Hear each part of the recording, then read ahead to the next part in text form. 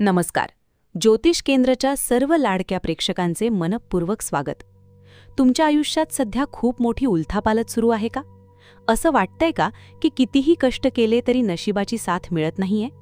जर तुमची रास कुंभ असेल किंवा तुमच्या नावाचं पहिलं अक्षर श वरून सुरू होत असेल तर हा व्हिडिओ तुमच्यासाठी नियतीने पाठवलेला एक महत्त्वाचा संकेत आहे. कुंभ राशीच्या लोकांनो, तुमच्या आयुष्यातील संघर्षाचा काळ आता संपण्याच्या मार्गावर आहे. शनिदेवाची 7.5 आणि त्यात भर म्हणून आलेला तो भयानक अंगारक योग नक्की कधी संपणार आणि तुमच्या आयुष्यात सोन्याचे दिवस कधी येणार हे आज आपण सविस्तर पाहणार आहोत. हा व्हिडिओ शेवटपर्यंत नक्की पहा, कारण व्हिडिओच्या शेवटी मी एक असा उपाय सांगणार आहे जो तुमच्या अडकलेल्या कामांना गती देईल. जर तुमची शनिदेवावर नितांत श्रद्धा असेल तर आत्ताच या व्हिडिओला लाईक करा आणि कॉमेंट्समध्ये जय शनिदेव किंवा श्री स्वामी समर्थ लिहायला विसरू नका. तुमची एक कॉमेंट तुमच्या सकारात्मक ऊर्जेची सुरुवात ठरू शकते. कुंभ राशीच्या मित्रांनो, सध्या तुम्ही 7.5चा अंतिम टप्पा अनुभवत आहात. हा टप्पा सर्वात जास्त थकवणारा असतो, कारण तो जाता जाता तुमची परीक्षा घेतो. त्यातच भर म्हणून मंगळ आणि शनीची युती तुमच्या धनस्थानात म्हणजेच दुसऱ्या भावात झाली आहे. ज्योतिषशास्त्रात याला अंगारक योग म्हणतात.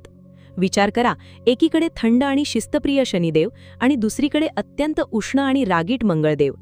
जेव्हा हे दोन ग्रह एकत्र येतात तेव्हा घरात विनाकारण कटकटी होणे, बोलण्यावरचा ताबा सुटणे आणि कितीही पैसा कमावला तरी तो हातात न टिकणे असे अनुभव तुम्हाला येत असतील.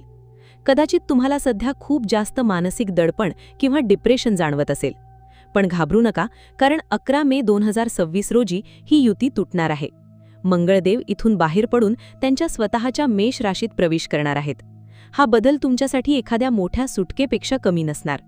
पण त्याआधी एक आनंदाची बातमी म्हणजे शुक्रदेवाचे नक्षत्र परिवर्तन. 27 एप्रिल रोजी शुक्रदेव रोहिणी नक्षत्रात गेले आहेत. रोहिणी हे चंद्राचे अतिशय लाडके आणि सुखद नक्षत्र आहे. तुमच्या कुंडलीच्या 4थ्या भावात म्हणजेच सुखस्थानात शुक्रदेव स्वतःच्या वृषभ राशीत बसलेले आहेत. जर आज तुमच्या आयुष्यात थोडेफार तरी सुख उरलं असेल किंवा तुम्ही मोठ्या संकटातून वाचत असाल तर ते केवळ या शुक्रदेवामुळे. रोहिणी नक्षत्र हे मॅनिफेस्टेशनचं म्हणजेच इच्छापूर्तीचं नक्षत्र मानलं जातं. इथून पुढे तुमच्या मनातील इच्छा प्रत्यक्षात येण्यास सुरुवात होईल.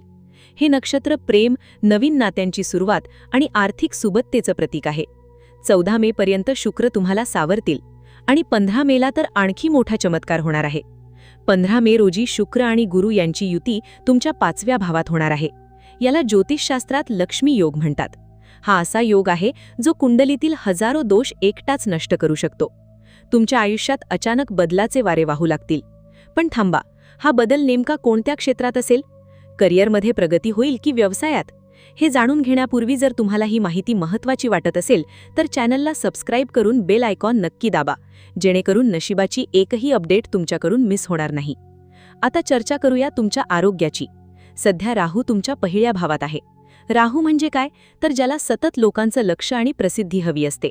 त्यामुळे सध्या तुमचं पूर्ण लक्ष स्वतःला सिद्ध करण्याकडे असेल, धावपळ करण्याकडे असेल. पण हा राहू तुम्हाला शांत बसू देत नाही. रात्रीची झोप उडणे, विनाकारण अस्वस्थ वाटणे किंवा कामाचे रिझल्ट लगेच मिळत नाहीत म्हणून चिडचिड होणे हे प्रकार सध्या सुरू असतील. पण 11 मे नंतर जेव्हा अंगारक योग संपेल तेव्हा तुम्हाला मानसिक शांती नक्की मिळेल. डोकेदुखी किंवा डोळ्यांच्या तक्रारी असतील तर त्याकडे दुर्लक्ष करू नका. पैशांच्या बाबतीत बोलायचे झाले तर गेल्या काही काळापासून तुमचे पैसे कुठे ना कुठे अडकले असतील किंवा अचानक मोठे खर्च समोर येत असतील. दुसऱ्या भावातील शनिदेव पैशांच्या बाबतीत चढ उतार दाखवत राहतील. पण 11 मे नंतर आर्थिक कोंडी थोडी सैल होईल. आणि सर्वात महत्त्वाचे म्हणजे 15 मे नंतरचा लक्ष्मी योग. हा योग तुम्हाला जुने अडकलेले पैसे मिळवून देण्याची दाट शक्यता निर्माण करीत आहे. जर तुमचं प्रमोशन गेल्या अनेक वर्षांपासून रखडलं असेल तर आता तुमच्या फाईलवरची धूळ झटकली जाईल. जुना ॲरियर मिळणे किंवा अनपेक्षित मार्गाने धनप्राप्ती होणे असे शुभ संकेत आता मिळत आहेत. करिअरबद्दल बोलायचे झाले तर मंगळदेव तुमच्या दशम स्थानाचे स्वामी आहेत. 11 मे पर्यंत ऑफिसमध्ये राजकारण किंवा वरिष्ठांशी वाद होण्यापासून स्वतःला वाचवा. पण 11 मे नंतर तुमचा आत्मविश्वास इतका वाढेल की तुम्ही रिस्क घ्यायला घाबरणार नाही. जर तुम्ही नोकरी बदलण्याचा विचार करत असाल किंवा स्वतःचा नवीन व्यवसाय सुरू करण्याची स्वप्न पाहत असाल तर 15 मे नंतरचा काळ तुमच्यासाठी सुवर्ण संधी घेऊन येईल. नेटवर्किंग वाढेल, नवीन लोकांशी ओळखी होतील आणि त्यातून तुम्हाला मोठे प्रोजेक्ट्स मिळू शकतात. जे लोक रिअल एस्टेट, शेती किंवा फॅशन क्षेत्राशी संबंधित आहेत त्यांना या काळात जबरदस्त नफा होण्याची चिन्हे आहेत. विद्यार्थ्यांसाठी तर हा काळ वरदानापेक्षा कमी नाही. गुरु आणि शुक्र 5व्या भावात एकत्र येत आहेत. 5वे स्थान हे ज्ञानाचे आहे. त्यामुळे स्पर्धा परीक्षेची तयारी करणाऱ्या कुंभ राशीच्या मुलामुलींना यश मिळणे आता जवळपास निश्चित आहे.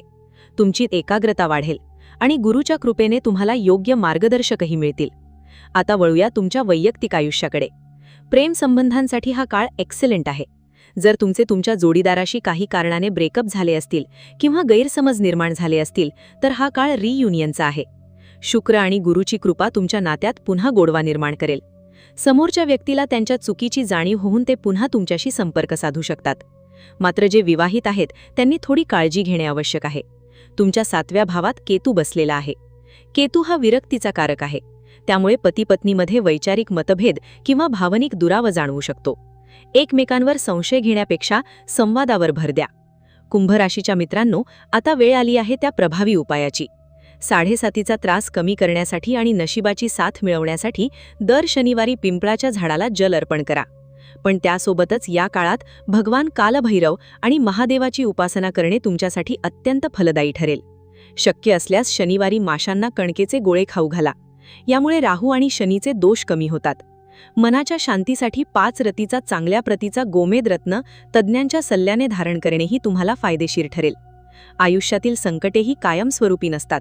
ती फक्त आपली परीक्षा घेण्यासाठी येतात. कुंभ राशीचे लोक मुळातच कष्टाळू आणि सहनशील असतात. आता तुमच्या कष्टाचे फळ मिळण्याची वेळ जवळ आली आहे. फक्त सकारात्मक राहा आणि प्रयत्न सोडू नका. तुम्हाला आजचा हा व्हिडिओ कसा वाटला? तुमच्या आयुष्यातही अशा काही घटना घडत आहेत का? कॉमेंट्समध्ये नक्की सांगा. ही माहिती तुमच्या कुंभ राशीच्या मित्रमैत्रिणींसोबत आणि नातेवाईकांसोबत शेअर करायला विसरू नका. पुन्हा भेटूया अशाच एका मार्गदर्शक व्हिडिओमध्ये. तोपर्यंत स्वतःची काळजी घ्या. जाता जाता कॉमेंट्समध्ये श्री स्वामी समर्थ लिहायला विसरू नका. तुमची प्रगती होवो हीच ईश्वरचरणी प्रार्थना. धन्यवाद आणि जय माता दी.